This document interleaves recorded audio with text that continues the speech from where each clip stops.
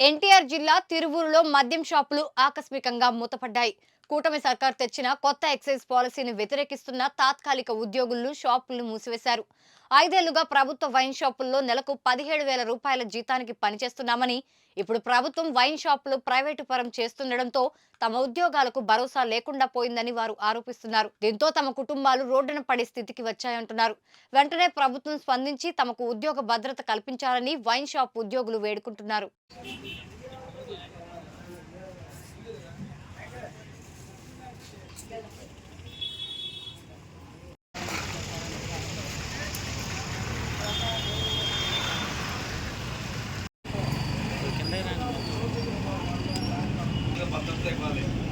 ఉద్యోగ భద్రత కల్పించాలి. ఉద్యోగ భద్రత కల్పించాలి. ఉద్యోగ భద్రత కల్పించాలి. సూపర్వైజర్ సేల్స్మెన్ అందరికీ ఉద్యోగ భద్రత కల్పించాలి.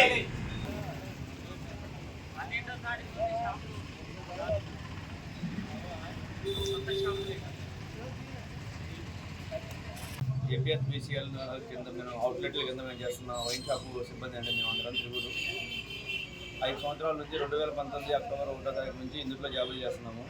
అందరూ డిగ్రీ పట్టభద్రుల్లో ఉన్నారు.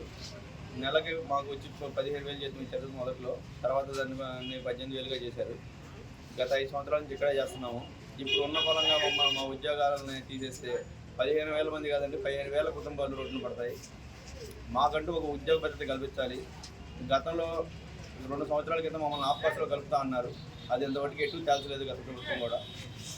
మాకు దయచేసి మాకు ఉద్యోగ భద్రత కల్పించి ప్రైవేట్ వైన్ షాపుల్లోనే కానివ్వండి, లేకపోతే వేరే గవర్నమెంట్ అవుట్సోర్సింగ్లో కానీ ఎందుకైనా సరే మాకు ఉద్యోగ భద్రత కల్పించాలని అందరూ మీడియా ముందు సమగ్రంగా వేడుకుంటున్నాం. మాకు గతంలో ఇస్తాన్న బోనస్లు 5 సంవత్సరాల నుంచి రావాల్సిన బోనస్లు కానీ టీఎల్ కానీ డిఎల్ కానీ ఏమీ లేదు.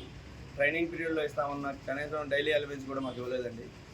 వాటిని కూడా మాకు కల్పించాలి. మమ్మల్ని ఆర్థికంగా ఆదుకోవాలని ప్రభుత్వాన్ని కోరుకుంటున్నాం. అయిపోయిందన్నారు. ఈ 10 రోజులు జీవో అయిపోయింది. 10 రోజులు జీవో భద్రత కల్పించాలి. ఉద్యోగాలు అందరూ పట్టభద్రులు అయి ఉన్నారు. వాళ్ళకి ఉద్యోగ భద్రత ఇవ్వాలి.